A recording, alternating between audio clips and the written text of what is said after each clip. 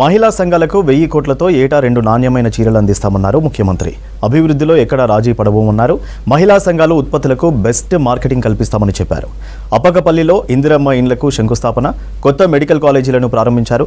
అభివృద్ధి అంటే అద్దాల మేడ కాదని, జిల్లా అభివృద్ధికి ఎన్ని వందల కోట్లైనా ఖర్చుకు వెనకాడబోమన్నారు.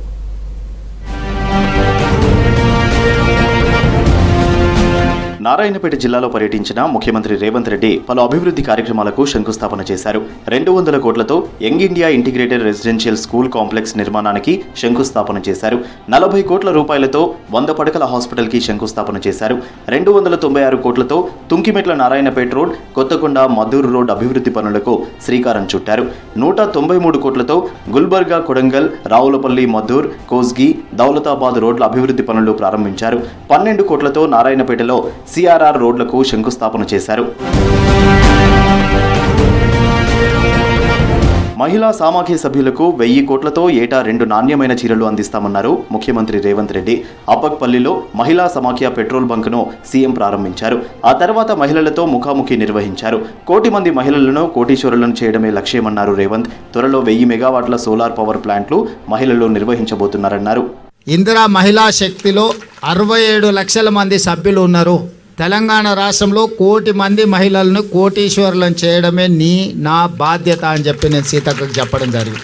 ఒక్కొక్కరికి 2 జతల చీరలు సంవత్సరానికి ఇవ్వాలని మన ప్రభుత్వం నిర్ణయం తీసుకున్న. దాదాపుగా 1000 కోట్ల రూపాయలు మీ చీరల కోసమే ఈరోజు, వాటి కూడా చాలా నాణ్యతతోని. అప్పక్పల్లిలో ఇందిరమ్మ ఇండ్ల నిర్మాణానికి మంత్రులతో కలిసి సీఎం రేవంత్ రెడ్డి శంకుస్థాపన చేశారు. దళిత మహిళ బంగలి దేవమ్మ ఇంటికి భూమి పూజ నిర్వహించారు సీఎం రేవంత్ రెడ్డి. కార్యక్రమానికి మంత్రులు సీతక్క, పొంగులేటితో పాటు స్థానిక ఎంపీ డీకే అరుణ హాజరయ్యారు.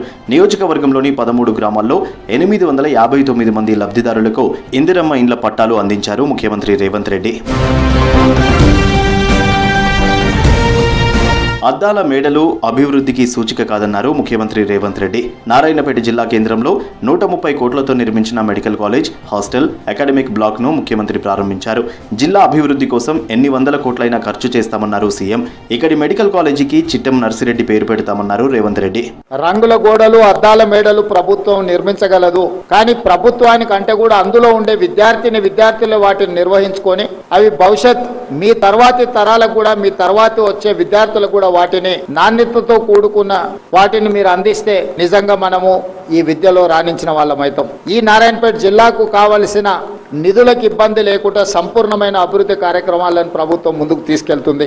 నారాయణపేట జిల్లా టూర్ వెళ్లే ముందు వికారాబాద్ జిల్లా పోలేపల్లిలో రేణుక ఎల్లమ్మ తల్లిని దర్శించుకున్నారు ముఖ్యమంత్రి రేవంత్ రెడ్డి. బ్రహ్మోత్సవాల సందర్భంగా ఆలయానికి చేరుకుని రాష్ట్ర ప్రభుత్వం తరఫున పట్టు వస్త్రాలు సమర్పించారు. ఆ తర్వాత ప్రత్యేక పూజలు నిర్వహించారు. ఆలయ అర్చకులు, అధికారులు రేవంత్ రెడ్డికి తీర్థ ప్రసాదాలు అందించారు. సీఎం వెంట దామోదర, పొంగులేటి, జూపల్లి ఉన్నారు.